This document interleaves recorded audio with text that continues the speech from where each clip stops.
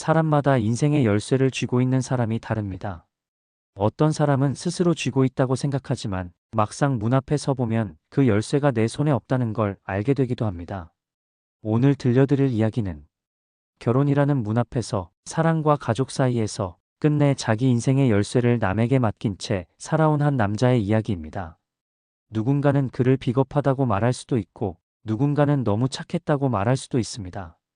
하지만 이 이야기를 끝까지 듣고 나면 아마 이런 질문이 남을 겁니다. 나는 지금 내 인생의 열쇠를 누가 쥐고 있을까? 지금 시작합니다. 그날도 특별한 날은 아니었습니다. 그냥 평소처럼 퇴근하고 집에 들렀고 저녁을 먹기 위해 식탁에 앉았을 뿐이었습니다. 어머니는 국을 데우고 계셨고 누나는 이미 자리에 앉아 있었습니다. 식탁 위에는 반찬 몇 가지와 김이 오르는 국, 그리고 제 앞에 놓인 노란 봉투 하나가 있었습니다. 봉투는 식탁의 중심에 있지 않았습니다. 정확히 제 쪽으로 제 수저 옆에 놓여 있었습니다. 이거 기억나지? 누나가 먼저 말을 꺼냈습니다. 목소리는 크지 않았고 그렇다고 가볍지도 않았습니다.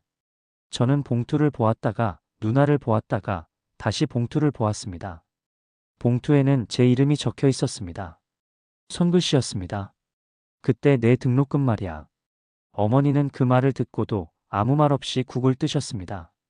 국자가 냄비에 부딪히는 소리가 2번 났습니다. 그때 진짜 힘들었잖아. 아버지 돌아가시고 엄마 병원비에 너 과외비까지. 누나는 봉투를 열지 않았습니다. 열 필요가 없다는 듯이 그냥 손가락으로 톡톡 두드렸습니다. 덕분에 지금 이렇게 된 거지. 저는 수저를 들었다가 내려놓았습니다. 손에 힘이 들어가면 소리가 날 것 같아서였습니다. 내가 잘 돼서 다행이야. 그 말은 위로처럼 들렸지만 끝에 마침표가 없었습니다. 이어질 말이 있다는 뜻처럼 느껴졌습니다. 그래도 가끔은 생각해. 내가 내 인생에 너무 많이 들어와 있었나 하고. 그 말 뒤에 잠깐의 공백이 있었습니다. 어머니는 그제야 국을 제 앞에 내려놓으셨습니다. 덕분에 사람 됐지. 제가 웃으며 말했습니다. 웃음이 자연스럽게 나갔는지는 잘 모르겠습니다. 누나는 제 얼굴을 한번 보더니 고개를 끄덕였습니다. 그래. 그렇게 생각하면 돼. 봉투는 그대로 식탁 위에 남아 있었습니다. 식사가 끝날 때까지 아무도 그 봉투를 치우지 않았습니다. 그날 저는 봉투를 들고 나가지 않았습니다. 누나도 어머니도 아무 말 하지 않았습니다.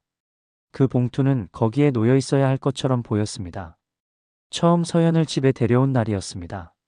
결혼 이야기가 오가기 전이었고 그냥 인사드리는 자리였습니다. 집 앞에서 신발을 벗을 때 서연이 제게 작은 소리로 말했습니다. 긴장돼요. 괜찮아요. 그냥 편하게 하면 돼요. 제가 그렇게 말했지만 그 말이 누구를 위한 말인지는 알 수 없었습니다. 문을 열자 누나가 먼저 나왔습니다. 미리 기다리고 있었다는 것처럼 바로 나왔습니다. 왔어? 누나는 저보다 그녀를 먼저 보았습니다. 눈길이 빠르지 않았습니다. 한번 훑고 다시 한번 보았습니다. 안녕하세요. 서연이 인사하며 고개를 숙였습니다. 누나는 고개를 끄덕이며 웃었습니다. 얼굴은 사진보다 낫네. 농담처럼 말했지만 그 뒤에 바로 식탁으로 향했습니다. 식탁에 앉자마자 누나는 수저를 들지 않았습니다. 대신 서연을 보며 말했습니다. 살림은 해봤어요? 서연은 잠깐 멈췄다가 대답했습니다. 아직은 많이 배우는 중이에요. 요즘 애들은 다 그렇더라. 기본이 없다고 해야 하나.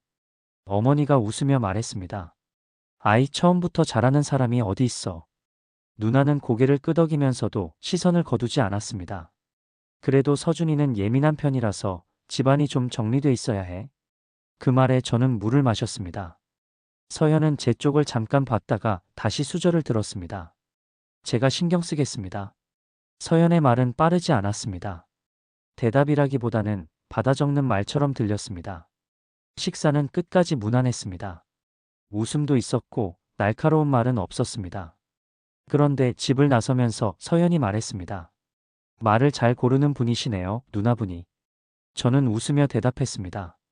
원래 좀 직설적이세요. 그 말이 설명이 되었는지는 모르겠습니다.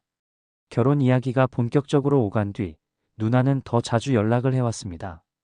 장소, 날짜, 비용 이야기가 빠지지 않았습니다. 어느 날 누나는 파일 하나를 들고 집으로 왔습니다. A4 서류가 여러 장 들어 있었습니다. 이건 내가 정리한 거야. 식탁 위에 파일을 펼치며 누나가 말했습니다. 스튜디오는 여기, 드레스는 이쪽, 혼수는 내가 아는 데가 있어. 서연은 파일을 보며 고개를 끄덕이다가 말했습니다. 저희가 직접 알아보고 싶은 것도 있어서요. 누나는 웃으며 파일을 넘겼습니다. 시간 아깝잖아. 내가 다 해봤어. 그래도 서연이 말을 잇기 전에 누나는 제 쪽을 봤습니다. 서준아, 너도 알잖아. 이런 건 경험 있는 사람이 하는 게 나아. 저는 파일을 한번 보고 서연을 한번 봤습니다. 그녀는 말하지 않았습니다. 기다리고 있었습니다. 도와주려는 거잖아. 제가 그렇게 말하자 누나는 고개를 끄덕였습니다. 맞아. 도와주는 거지. 서연은 노트를 덮었습니다. 소리가 크지는 않았지만 분명하게 들렸습니다. 그럼 저는 필요한 것만 말씀드릴게요. 그 말 뒤에 더 이상 말은 없었습니다. 회의는 계속됐지만 누군가는 이미 빠져 있었습니다. 집으로 돌아오는 차 안은 조용했습니다. 라디오도 켜지지 않았고 신호등 소리만 들렸습니다. 한참을 가다가 서연이 말했습니다. 우리가 셋이 결혼하는 것 같아요. 저는 바로 대답하지 않았습니다. 핸들을 조금 더 꽉 잡았습니다. 그건 아니지요. 제가 말했습니다. 그래요? 서연은 더 묻지 않았습니다. 창밖을 보았습니다. 누나가 나쁜 뜻으로 그러는 건 아니에요. 제가 말을 이었습니다. 알아요. 그녀는 그렇게 말했습니다. 그래도 저는 그 말은 끝나지 않았습니다. 신호등이 바뀌었고 차는 앞으로 나갔습니다. 그날 이후로 우리는 말보다 침묵에 익숙해졌습니다. 부동산 사무실에 들어섰을 때 중개사는 이미 저희 이름을 알고 있었습니다. 누나가 미리 전화를 해두었다는 걸 그때 알았습니다. 아, 서준 씨 오셨네요. 누님도. 그 말에서 순서가 느껴졌습니다. 제 이름이 먼저였지만 시선은 누나에게 가 있었습니다. 테이블 위에 계약서가 펼쳐졌고 종이는 두께감이 있었습니다. 여러 장이 겹쳐져 있어서 한 장씩 넘길 때마다 바스락거리는 소리가 났습니다. 보증은 누님으로 들어가면 조건이 훨씬 좋아요. 중개사가 말하자 누나는 이미 펜을 들고 있었습니다. 요즘 다 이렇게 해. 부부만으로는 잘 안 나와. 서현은 계약서를 읽다 말고 고개를 들었습니다. 저희가 대출을 더 알아보면. 중개사는 고개를 저었습니다. 시간이 좀 걸리실 거예요. 누나는 그 틈을 놓치지 않았습니다. 결혼 준비도 바쁜데 굳이 돌아갈 필요 없잖아. 서현은 제 얼굴을 봤습니다. 질문을 던지는 얼굴이었습니다. 서준 씨 생각은 어떠세요?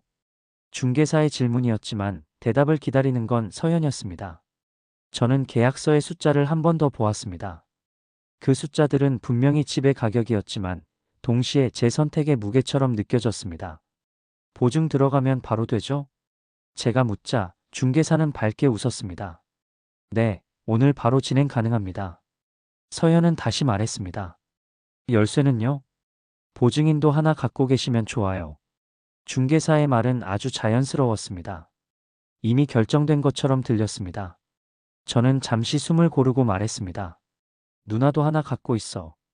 그 말이 떨어지자 누나는 펜을 내려놓고 저를 보았습니다. 잘 생각했어. 서연은 아무 말도 하지 않았습니다. 계약서의 모서리를 손톱으로 누르고 있었습니다.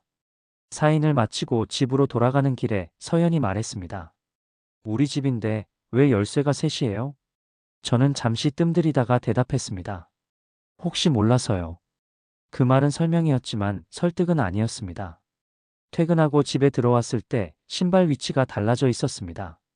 제 신발은 한 칸 옆으로 밀려 있었고 현관이 지나치게 반듯했습니다. 언니가 왔어요. 서연이 말했습니다. 질문이 아니라 보고였습니다. 거실에 들어가자 반찬 냄새가 났습니다. 갓 한 것처럼 따뜻한 냄새였습니다. 냉장고 문을 열자 반찬통이 줄 맞춰 들어 있었습니다. 라벨에는 날짜와 메뉴 이름이 적혀 있었습니다. 이렇게 해두면 헷갈리지 않잖아. 누나가 부엌에서 말했습니다. 앞치마를 두르고 있었습니다. 택배 대신 받아주다가 냉장고가 좀 엉망이길래 서연은 부엌 문턱에 서 있었습니다. 안으로 들어오지 않았습니다. 언니 연락 주셨으면. 뭘 그런 걸로. 누나는 칼을 내려놓으며 말했습니다. 내가 며느리 오기 전에 다 해오던 건데. 저는 웃으며 말했습니다. 고맙지 뭐. 그 말이 끝나자 서연은 부엌을 지나 방으로 들어갔습니다. 문이 닫히는 소리가 크지 않았는데 이상하게 또렷했습니다. 그날 저녁 서연은 반찬을 덜어 먹지 않았습니다. 숟가락을 들었다가 내려놓기를 반복했습니다. 입맛 없어요? 제가 묻자 서연은 고개를 저었습니다. 배가 안 고파요. 누나는 고개를 끄덕이며 말했습니다. 요즘 애들 다 그래. 조리원 상담실은 늘 같은 구조였습니다. 의자 2개, 테이블 하나, 상담지와 펜.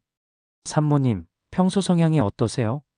상담사의 질문이 끝나자 잠깐의 공백이 생겼습니다.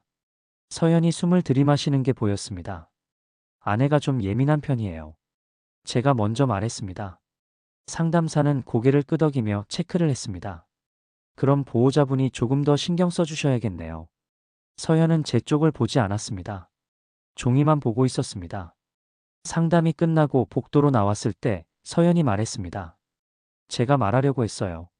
질문이니까요. 제가 그렇게 대답했습니다. 그래도 제 얘기잖아요. 그 말에 저는 바로 대답하지 못했습니다. 그냥 설명한 거예요. 서연은 웃지 않았습니다. 설명은 제가 하고 싶었어요. 그 말 뒤에 더 이상 대화는 이어지지 않았습니다. 다음 상담은 더 짧았습니다. 상담사는 이전 기록을 보며 말했습니다. 지난번 체크된 내용 기준으로 진행할게요. 그 말은 확인이 아니라 선언처럼 들렸습니다. 산모님이 예민한 성향이시니까. 서연이 저를 보았습니다. 이번엔 기다림이 아니었습니다. 저는 시선을 피하지 않았지만 말도 하지 않았습니다. 출산 후엔 다들 그렇습니다. 제가 그렇게 말하자 상담사는 고개를 끄덕였습니다. 네, 맞아요. 그렇게 한 줄이 더 굳어졌습니다. 집으로 돌아오는 차 안에서 그녀는 말하지 않았습니다. 저도 말하지 않았습니다. 차가 집에 도착했을 때 서연은 먼저 내렸습니다. 문이 닫히는 소리가 분명했습니다. 그날 이후 서연은 도움을 요청하지 않았습니다. 혼자 버티는 쪽을 선택했습니다. 그 선택이 어떤 의미였는지 그때 저는 끝까지 보지 못했습니다. 그날은 별다른 일정이 없었습니다. 퇴근 시간이 조금 늦어졌고 집에 가는 길에 휴대전화가 여러 번 울렸습니다. 가족 단톡방이었습니다. 요즘 젊은 엄마들 다 예민하더라. 누나의 메시지였습니다. 말 끝에 붙은 웃음 표시가 눈에 오래 남았습니다. 그 아래로 이모티콘이 하나, 둘 올라왔습니다. 어머니도 아무 말 없이 웃음 표시를 눌렀습니다. 저는 화면을 한참 바라보다가 휴대전화를 주머니에 넣었습니다. 굳이 답장을 하지 않아도 되는 메시지라고 생각했습니다. 집에 도착했을 때 서연은 거실 소파에 앉아 있었습니다. 아이는 옆에서 잠들어 있었고 서연은 휴대전화를 들고 있었습니다. 화면을 오래 보고 있길래 물었습니다. 무슨 일 있어요? 아니요. 대답은 짧았지만 손은 계속 화면을 움직이고 있었습니다. 스크롤을 올렸다가 내리고 다시 올렸다가 멈췄습니다. 가족 단톡방이요. 서연이 말했습니다. 저는 아무 말도 하지 않았습니다. 서연이 말을 이어가길 기다렸습니다. 재미있네요. 서연은 그렇게 말한 뒤 화면을 한 번 더 보고 단톡방을 나갔습니다. 김서연 님이 대화방을 나갔습니다. 그 문장이 잠깐 떴다가 사라졌습니다. 왜 나갔어요? 그 질문은 목까지 올라왔지만 끝내 나오지 않았습니다. 대신 저는 이렇게 말했습니다. 밥 먹을까요? 서연은 고개를 끄덕였습니다. 밥을 먹는 동안 아무도 휴대전화를 보지 않았습니다. 그날 이후 단톡방은 제 휴대전화에서 조용해졌습니다. 조용해진 건 방이 아니라 한 사람이라는 걸. 그때는 굳이 생각하지 않았습니다. 며칠 뒤 집안이 유난히 조용한 날이었습니다. 아이도 잠들어 있었고 텔레비전도 꺼져 있었습니다. 서재 문이 열려 있었고 서연이 안에 있었습니다. 제 메모장이 책상 위에 펼쳐져 있었습니다. 이거요. 서연이 메모장을 가리키며 말했습니다. 이게 무슨 뜻이에요? 메모장에는 제가 적어둔 문장이 있었습니다. 요즘 결혼이 맞는 선택이었나 모르겠다. 제가 아무 말도 하지 않자 서연이 말을 이었습니다. 이건 그냥 메모예요? 아니면. 서연은 끝까지 말하지 않았습니다. 대신 메모장을 제 쪽으로 밀었습니다. 왜 그걸 봤어요? 제가 먼저 말했습니다. 말을 하고 나서야 그 질문이 어디를 향하고 있는지 알았습니다. 그럼 이걸 적은 건 괜찮고요? 서연은 제 눈을 보며 말했습니다. 이건 제 인생이잖아요. 저는 메모장을 접었습니다. 종이가 접히는 소리가 방 안에 울렸습니다. 괜히 일을 크게 만들지 말아요. 제가 그 말을 한 뒤 방 안의 공기가 달라졌습니다. 지금까지 크게 만든 적은 없어요. 서연이 말했습니다. 작게 만들려고만 했죠. 계속. 서연은 메모장을 다시 펼치지 않았습니다. 대신 조용히 방을 나갔습니다. 문이 닫힌 뒤에도 저는 한동안 서 있었습니다. 그날 밤 서연은 침대 가장자리에 앉아 있었습니다. 저는 맞은편 의자에 앉아 있었습니다. 이 결혼 그만해요. 그 말은 준비된 말이었습니다. 중간에 멈추지도 않았고 다시 고르지도 않았습니다. 갑자기 왜 그래요? 제가 물었습니다. 갑자기 아니에요. 서연은 고개를 저었습니다. 당신은 항상 이렇게 말했어요. 갑자기라고. 잠시 침묵이 흘렀습니다. 당신은 선택을 하지 않는다고 생각했겠죠. 서연은 제 손을 보며 말했습니다. 근데요, 선택은 늘 끝나 있었어요. 무슨 말이에요? 제가 묻자 서연은 잠시 숨을 고르고 말했습니다. 당신은 항상 집안을 먼저 떠올렸어요. 그 말에 저는 반박하지 않았습니다. 누나, 어머니, 친척들. 서연은 하나씩 말했습니다. 그리고 그 다음에야 저를 봤어요. 저는 입을 열었다가 닫았습니다. 그럼 우리 집안에 뭐라고 해요? 제가 그렇게 말했을 때 서연은 잠시 저를 바라보았습니다. 지금도. 서연은 짧게 말했습니다. 지금도 그 질문이 먼저네요. 서연은 자리에서 일어나 짐을 꺼냈습니다. 저는 말리지 않았습니다. 말리면 더 늦어진다는 걸 알고 있었습니다. 집에는 여전히 반찬이 있었습니다. 라벨도 그대로 붙어 있었고 날짜도 지나 있지 않았습니다. 열쇠는 3개였습니다. 제 주머니에 하나, 신발장 위에 하나, 그리고 누나가 가지고 있을 하나. 누나는 전화를 했습니다. 서준아, 무슨 일이야? 저는 받지 않았습니다. 어머니도 전화를 했습니다. 집에 무슨 일 있니? 저는 받지 않았습니다. 집은 조용했습니다. 조용하다는 사실이 처음으로 낯설지 않았습니다. 그제야 알았습니다.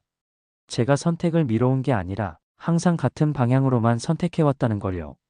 사랑이 끝나고 남은 건 후회보다 분명한 문장 하나였습니다. 누군가의 열쇠를 쥐고 사는 동안 저는 제 인생의 문 앞에 한 번도 서지 않았습니다. 이 이야기를 끝까지 들으신 분들은 아마 각자의 마음속에 하나쯤 떠오른 장면이 있을 겁니다. 말하지 못했던 순간, 선택하지 않았다고 믿었지만 사실은 이미 선택해버린 순간, 그리고 누군가의 기준에 익숙해져 버린 시간들 말입니다. 이 이야기가 여러분에게 누군가를 판단하는 이야기가 아니라 스스로를 돌아보게 만드는 이야기로 남았으면 합니다. 공감되셨다면 좋아요 한번 눌러주시고 비슷한 이야기가 궁금하시다면 구독과 알림 설정도 함께 해주세요. 앞으로도 현실 속 관계와 선택에 대한 이야기들을 계속 전해드리겠습니다. 지금까지 들어주셔서 감사합니다. 다음 이야기에서 다시 뵙겠습니다.